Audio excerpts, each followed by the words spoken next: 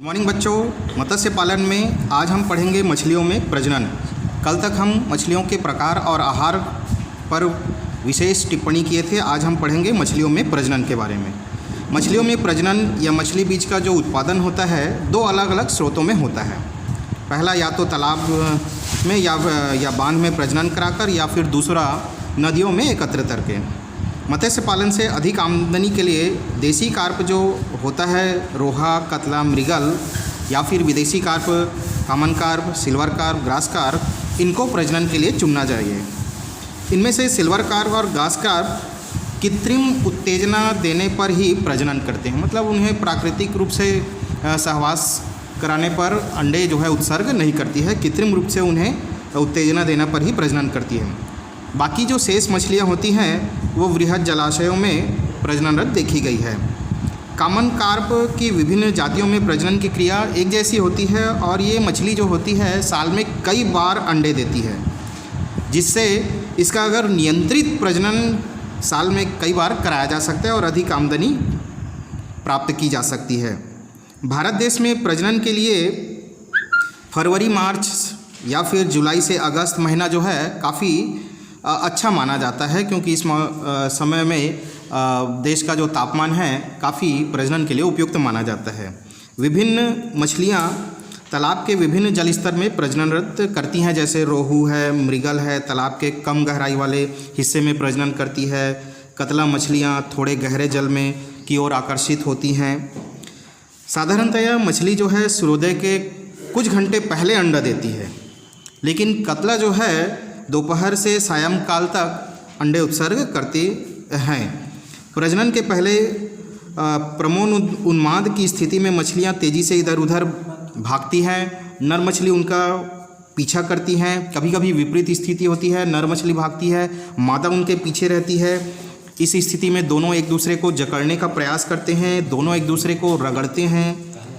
इनसे पानी में काफ़ी उथल पुथल होता है और इस दौरान उन्हें चोट लगने की भी संभावना होती है। जब ये चरम अवस्था में पहुंचती हैं तो मादा मछली जो है अपने अंडे का छिड़काव जो है चालू कर देती है और नर मछली जो है अपने वीर्य का उस पर छिड़काव करती है। इससे अंडे जो है निषेचित हो जाते हैं। इसके बाद हम पढ़ेंगे प्रजनन विधि, कैसे प्रजनन कराया जाए जिससे अधिक हमें निषेचित अंडे प्राप्त हों।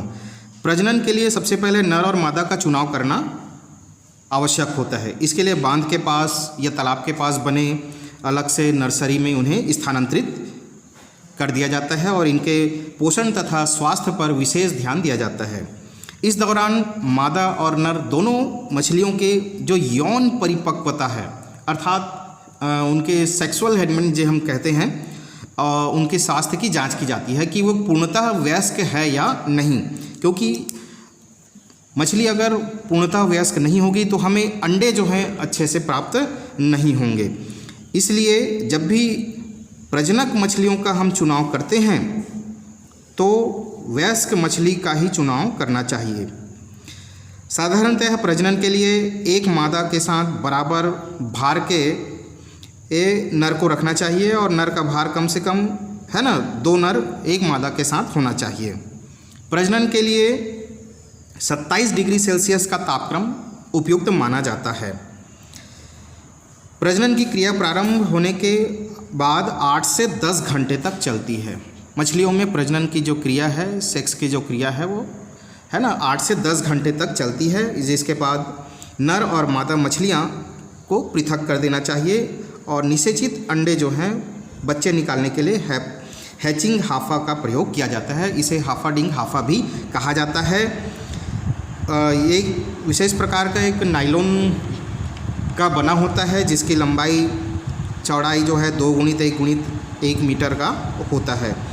इसमें निषेचित अंडों को रखा जाता है और इसके ऊपर कुछ जली वनस्पतियाँ भी रखी जाती हैं। हाइड्रिला है ना, इस टाइप के जली पौधे रखे जाते हैं ताकि जो निषेचित अंडे हैं उनके जड़ों में वो या पौधों में चिपक जाएं। ऐसे निषेचित अंडों को अंडा संग्रही से है ना जो नहीं चिपक पाते हैं वो हाफाडिंग हाफा के तली में चले जाते हैं। जो अंडे निषेचित नहीं होते हैं वो नीचे तली में बैठ जाते हैं। फिर हाफा से उन्हें पृथक कर दिया जाता है। अंडों से तुरंत निकले बच्चों को डिंभ पौना कहा जाता है। डिंभ पौनों को हाफा से निकालने के लिए पहले बांस से हाफा को खोलकर धीरे धीरे पानी को ऊपर उठाया जाता है। बाहर से जल को हिलाया जाता है, हिलोर दिया जाता है, जिससे हाफा की परतों से सटे बच्चे जो हैं अलग होकर बीच में चले आते हैं। जब बच्चे बीच में एक छोटी सी जगह में जमा हो जाते हैं तब हाफा को बिल्कुल सतह से ऊपर उठा लिया जाता है और इस समय हाफा के सभी जीरा एक जगह एकत्र होकर लसलसा पिंड जैसा दिखाई पड़ता है, जिसे फिर है ना बर्तन में या पात्र में कहना चाहिए एकत्र कर लिया जाता है और उसे दूसरी जगह स्थानांतरित कर दिया जाता है हांडियों में। जब डिंभ पौना जो होता है, बच्चे निषेचित होते हैं, अंडे निषेचित होने के बाद जो बच्चा निकलता है उसे डिंभ पौना कहते हैं। और जब ये डिंभ पौना जो है 4 से 5 मिलीमीटर लंबे होते हैं, इस अवस्था में उनके अधर तल में एक थैली नुमा संरचना लटकती रहती है, जिन्हें यॉक या थैली कहा जाता है। नन्हे डिंभ पौने अपने सीमेंट ग्रंथि द्वारा जली वनस्पतियों से तब तक चिपके रहते हैं जब तक उनकी जो यॉक जो थैली है अवशोषित नहीं हो जाती है। जब थैली अवशोषित हो जाती है तो मछलियां जो हैं स्वतंत्र रूप से वो तैरना चालू कर देती हैं और वो भोजन करने की क्षमता उसमें आ जाती है। इस अवस्था को इन्हें जीरा कहते हैं। प्रजनन से 4-5 दिन बाद ही इन बच्चों को जमा कर उन्हें नर्सरी में या फिर तालाबों में डाल दिया जाता है। इसके बाद पढ़ेंगे हम संरक्षण विधियाँ। मछलियों का संरक्षण किस प्रकार किया जाता है। मछली पालन में अंडा देने से लेकर मछलियों के परिपक्व होने तक विभिन्न प्रकार के रोग, कीट, कारकों से मछलियों का बचाव करना सबसे ज़्यादा है ना कहना चाहिए महत्वपूर्ण कार्य होता है। अगर उचित समय पर उपर्युक्त कारकों से मछलियों का संरक्षण प्रदान न किया जाए तो मछलियों के मरने से मछली पालक को हानि होने का डर बना रहता है। मुख्य रूप से 3 उपाय द्वारा मछलियों को संरक्षण प्रदान किया जाता है, जिनमें पहला है रोगरोधक उपाय, दूसरा संवर्धन पर्यावरण की देखरेख में और तीसरा है चिकित्सकीय उपाय। रोगरोधक उपाय, इसके तहत मछलियों में रोग फैलाने वाले जो संभावित कारकों से सुरक्षा प्रदान की जाती है। इसके तहत जो बाहरी मछलियां या तालाब के रोगाणु शमन के लिए ब्लीचिंग पाउडर, मेथाइलिन इत्यादि डाला जाता है। साथ ही बाहरी मछलियों को या अन्य नुकसानदायक जानवरों को मछलियों से बचाया जा सके। मत्स्य पालन के लिए जीरे और अंगुलिकाओं के साथ साथ बड़ी मछलियों को नहीं रखना चाहिए, क्योंकि उसमें उपस्थित रोगाणु छोटी मछलियों को प्रभावित कर सकती हैं या बड़ी मछलियाँ जो जीरे के अवस्था में होती हैं मछलियाँ उनको खा सकती हैं। दूसरा है संवर्धन प्रक्रिया। मछली जिस वातावरण में रहती है उचित प्रबंध करना आवश्यक होता है। वातावरण चेंज होने पर मछलियाँ जो है बहुत जल्दी से है ना मरना चालू हो जाती है, इसलिए मछलियाँ जिस वातावरण में रहती है उसी वातावरण का प्रबंध करना काफ़ी आवश्यक होता है। इसके तहत तालाब में संचय करने के लिए उचित संख्या, अवस्था, स्वस्थ जीरे, अंगुलिकाओं का ही संचय करना चाहिए। क्षमता से अधिक संचय करने से कई प्रकार के दैहिकी या चयापचय से संबंधित समस्या हो सकती है और जलीय वातावरण में मछलियाँ है ना फिर अनुकूल होनी चाहिए। तीसरा है चिकित्सकीय उपाय।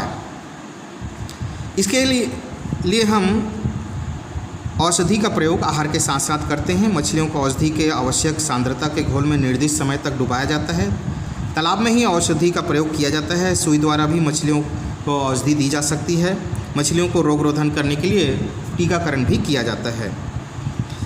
विभिन्न रोगों से मछलियों को बचाने के लिए दवा का प्रयोग करते समय कुछ बातों का ध्यान रखना चाहिए, जिनमें प्रमुख रूप से किसी भी नई दवा का प्रयोग 2 से 4 मछलियों को पृथक करके करना चाहिए।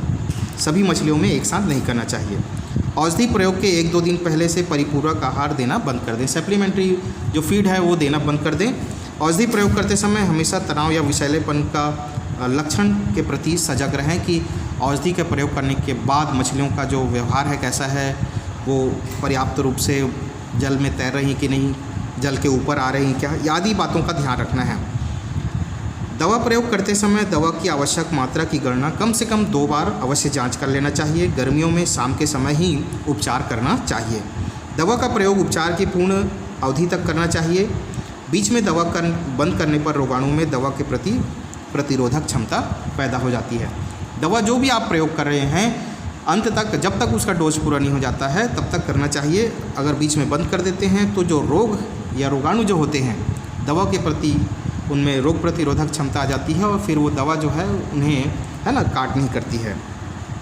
इसके बाद है नुकसानदायक कीटों का उन्मूलन। प्रजनकों का चुनाव करने के बाद जब आपको निषेचित अंडे प्राप्त हो जाएं, निषेचित अंडों से जीरा और अंगुलिका की अवस्था में जब बच्चे प्राप्त हो जाते हैं तो उस दौरान आपको तालाब से जो नुकसानदायक कीट हैं उन्हें बाहर निकालना काफ़ी आवश्यक होता है, जिनमें बड़े आकार वाले बीटल होते हैं। ये वयस्क और लार्वा दोनों अवस्था में ये मछलियों के जीरों का भक्षण करते हैं। ये बग, इस जाति के प्राय सभी कीड़े मांसभक्षी होते हैं और पीछे की ओर तैरने वाले कीड़े तालाबों में बड़ी संख्या में पाए जाते हैं। जीरो और अंगुलिकाकार के मछलियों को ये काफ़ी हानि पहुंचाते हैं। ड्रैगन फ्लाई निम्फ की अवस्था में यह एक जलीय मांसभक्षी कीड़ा है। जीरे और अंगुलिकाकार के जीरा को ये काफ़ी हानि पहुंचाते हैं। प्रयोगशाला में भी देखा गया है ड्रैगन फ्लाई का एक निम्फ केवल 3 घंटे में कार्प मछलियों के जीरों को खा लेता है। इनके विनाश और नियंत्रण की कई ज्ञात विधियां हैं, जिनमें प्रमुख विधियां आप देख सकते हैं। पहला है जालों का प्रयोग। तालाब में बच्चे डालने से पहले जाल का प्रयोग करके तालाब से ये जितने प्रकार के अनावश्यक मछलियां हैं, कीड़े हैं, उनका उन्मूलन कर देना चाहिए। दूसरा है तेल और साबुन का घोल का प्रयोग करके। जलीय कीड़ों के नियंत्रण के लिए साबुन का घोल बनाकर उसे जल की सतह पर समरूप ढंग से छिड़का जाता है। फलस्वरूप जलीय कीड़े जो सतह पर शोषण के लिए आते हैं, श्वसन क्रिया में रुकावट हो जाती है, जिसके कारण वो मर जाते हैं। साबुन का घोल डालने से सतह पर उन्हें ऑक्सीजन नहीं मिल पाता है और वो कीड़े जो हैं मर जाते हैं। डीजल इमल्सीफायर का प्रयोग। इन कीड़ों के नियंत्रण के लिए महाराष्ट्र के मछली विभाग ने एक नया उपाय ढूंढा है। हालांकि उन लोगों ने भी घोल का व्यवहार किया, परंतु उनके द्वारा बनाए गए घोल की विधि कुछ अलग और अपेक्षाकृत सस्ती भी है। घोल के लिए 1 लीटर डीजल इमल्सीफायर डाइऑक्साइड लिया जाता है। तैयार घोल का छिड़काव प्रति 200 वर्ग मीटर जल क्षेत्र में किया जाता है। इसके बाद हम पढ़ेंगे मछलियों का निकासी। जब मछली वयस्क हो जाए तब बारी आती है निकासी की। मछलियों को निकासी तब तक नहीं करना चाहिए जब तक मछली पालन करने का जो खर्च है वृद्धि की तुलना में कम ना हो जाए। अर्थात जब आपको मछली निकालना हो तो मछली का साइज़ पता कर लें, आपने कितनी मछली डाली है, आपने कितना लागत लगाया है, कितना अनुमान वहाँ से निकल सकता है। ये स्थिति को देखते हुए मछली की निकासी करना चाहिए।